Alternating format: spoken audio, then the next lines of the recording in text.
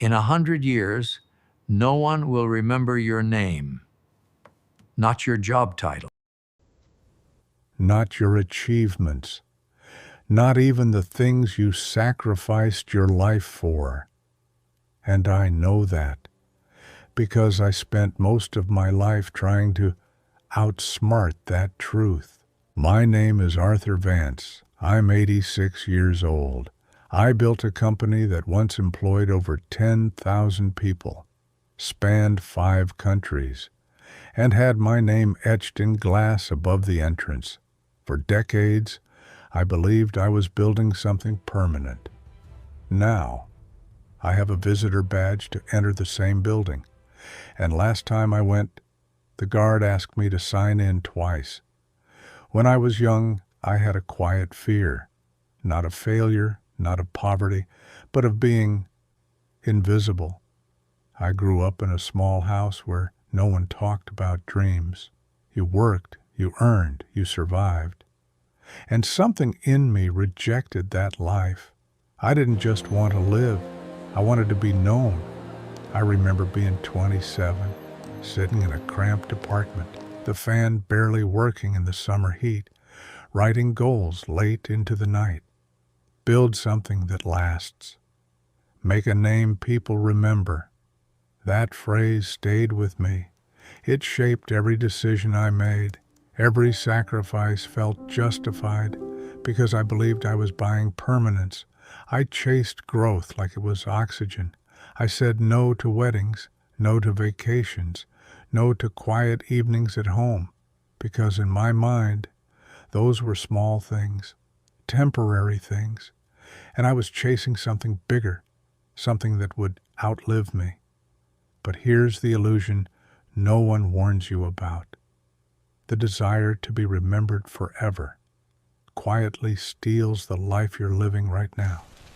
I believed legacy meant permanence, that if I built something large enough, important enough, my name would carry forward like a monument. But monuments don't feel, they don't remember you back, and the people who pass by them rarely stop.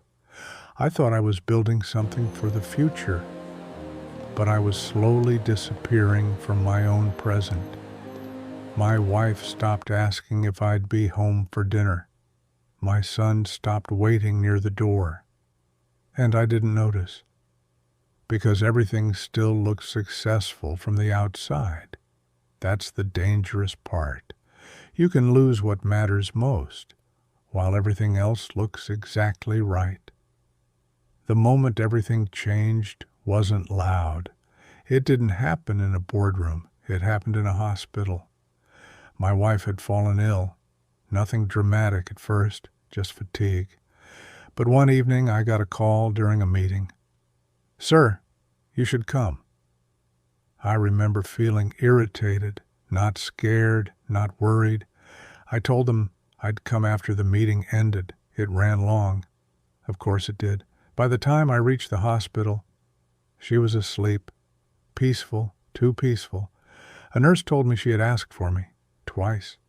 And then she stopped asking. I sat beside her, holding a hand that had held mine through everything, and I realized something that broke me in a way success never could fix. All those years I thought I was building a legacy, and the one person who would have remembered me with love had slowly learned to live without me. She recovered, thankfully, but something between us didn't. Not anger, not resentment, just distance, a quiet understanding that time had already taken what it wanted. I've replayed that night more times than I can count. And if you're still early in your journey, please listen carefully, not to my words, but to what they cost me. Lesson 1. The world forgets faster than you imagine. What feels permanent right now isn't.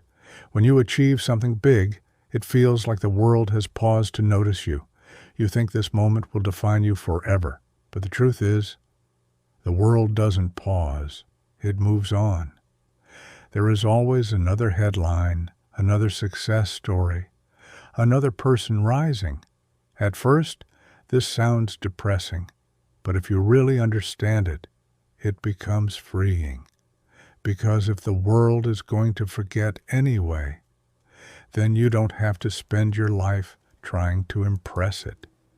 You don't have to exhaust yourself chasing approval that fades. Instead, you can choose to invest your time in things that don't depend on public attention, things that stay meaningful even when no one is watching.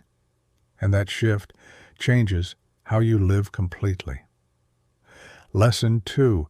The people you ignore will learn to live without you. Neglect doesn't feel dangerous in the moment. It feels temporary. You tell yourself, I'll make it up later. You believe relationships can pause and resume whenever you're ready, but they don't. People adapt. At first, they wait, then they adjust, and eventually, they stop expecting, not because they stopped loving you, but because loving you started hurting. And this is what makes it so painful. There's no dramatic ending, no big fight, no final goodbye, just a slow, quiet, emotional distance that becomes normal. And one day, you realize you're no longer part of their everyday life, not because you were pushed out, but because you were absent for too long. We like control. We plan our days, organize our time, optimize every hour, believing that if we manage things well enough, life will fall into place. But meaning doesn't follow schedules. It doesn't appear when it's convenient. The moments that truly matter are often small, unplanned, and easy to ignore. A child wanting to talk when you're busy. A partner sitting quietly, hoping you'll notice. A fleeting opportunity to connect. That doesn't seem urgent. And that's the trap. Because what isn't urgent often feels unimportant. Until later, when you realize those were the moments that mattered most. Life doesn't send reminders for these. There are no notifications saying, this moment will matter forever. So if you're always waiting for the right time, you'll miss the moments that never come again. Lesson 4. Success is a poor substitute for presence. Providing for people feels like love, and in many ways, it is. You work hard, you build something, you create comfort and security, and you tell yourself, I'm doing this for them. But here's the truth, most people realize too late. What people remember isn't what you gave them. It's how you made them feel. A house doesn't replace conversation. Money doesn't replace attention. Gifts don't replace connection. You can give someone everything they need to survive and still leave them feeling alone, because presence is not about being physically there. It's about being emotionally available, listening, noticing, caring, and no amount of success can replace that. Lesson 5. Legacy is not what remains. It's what continues. We often think of legacy as something visible, buildings, achievements, recognition, things that prove we existed. But those things fade, companies change, names disappear, structures get replaced. What doesn't fade is influence. The way you treat people shapes how they treat others.